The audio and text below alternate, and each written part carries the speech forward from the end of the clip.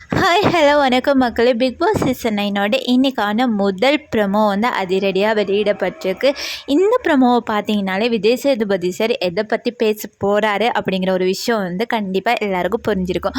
அதாவது வந்து பகட் விஷயம் இன்றைக்கி ஃபுல்லாக வந்து நான் நினைக்கிறேன் இந்த எபிசோடு வந்து விக்ரம் பியானா இவங்களோட அந்த விஷயத்தை தான் எடுத்து பேச போகிறாருன்னு நினைக்கிறேன்.